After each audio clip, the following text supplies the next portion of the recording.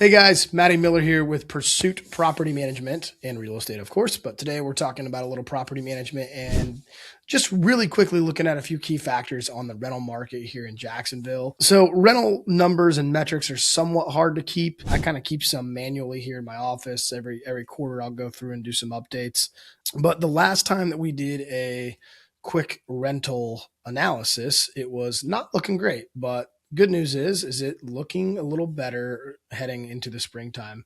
So we're going to break those key numbers down here in just a moment. All right, guys. So Jacksonville, for a lot of you guys that know, we do a lot of property management here at Pursuit Real Estate, and we do talk about numbers, really breaking down as a whole what really is going on in the Jacksonville rental market. We saw it really slow into the wintertime and fall, but looking like we're coming out of the springtime, ready to kind of hit the ground running.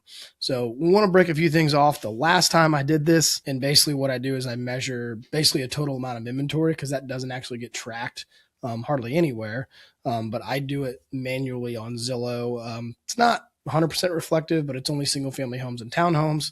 But the last time we did it, we were at 4,100 rentals here in Jacksonville, and that was as of the 1st of November. So that was a lot of inventory. We are down to 3,350 at this point. So seen a lot of properties get rented here recently, which is good. That means that market's moving a little bit. But what we're going to do is break down some numbers here, realistically break down some numbers of sales price, activity, days on market. Our peak in the rental market in Jacksonville, keep in mind these filters here are areas that I primarily work. So it's a lot of Southside, beaches, St. Johns County, Fleming Island, and some other areas, Bartram, Mandarin, kind of all through that stuff. I didn't take some areas on the north side that I don't necessarily get to or cover adequately.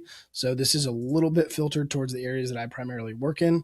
So median sales price on rentals, you'll see up 7.1% compared to last year. That's actually a good thing. But obviously you saw it kind of hit a low here just in January, which was an all-time low. So it looks like we're up a month. We'll see if that trend continues. We're still not. Our high was in June of 2024 when rents were up. So we're still down overall over a couple years. And a lot of reasons why that's important is because every year we're releasing stuff. So we're kind of looking at things in a 12-month window, which is kind of the way that market goes. So we're up. Overall rents are good. Things are moving, which is great. And the next one we want to look at is basically days to contract. Probably going to see close to our highest. January, of course, is always kind of an outlier. So January looks like we were high, kind of similar. September of 2024.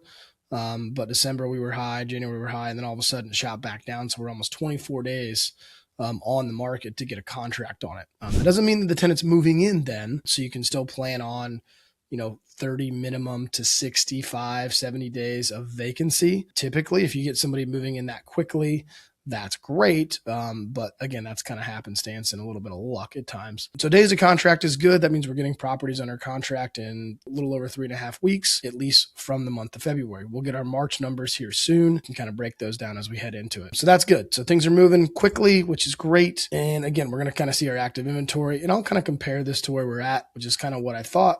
Our active inventory is down, which is good. That means we have less properties to rent. So people are kind of moving faster on those, which is great. Kind of ignore these numbers back here. They didn't always track rental numbers for a long time, but either way. And then the last thing we want to look at and kind of overall is kind of closed sales, which is the same kind of as days on market, but at the same time, some of those deals do fall apart. The biggest difference in this market is that we're not moving them. Again, I'm going to contradict myself a little bit. Things are still moving, but we're not doing as many. And that could be because a lot of people have had rentals that they're trying to sell, which we've seen that recently. So they're maybe pulling them off. They used to be a rental. Now they're going to the sales side.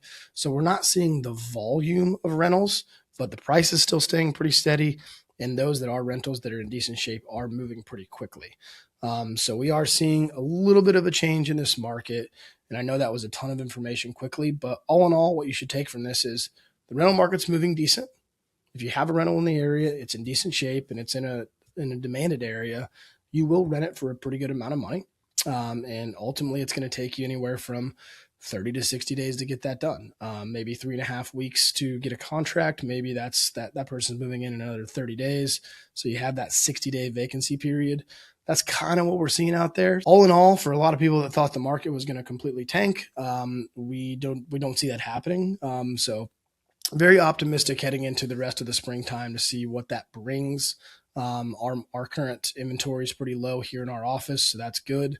We are seeing things move. And if you guys have any questions about any further rentals, let me know. We can break that down by your neighborhood. We can break that down by a zip code, whatever that situation is. So if you're having trouble with another company, maybe, or you're getting conflicting information, feel free to give me a call. My name is Matty Miller with Pursuit Real Estate.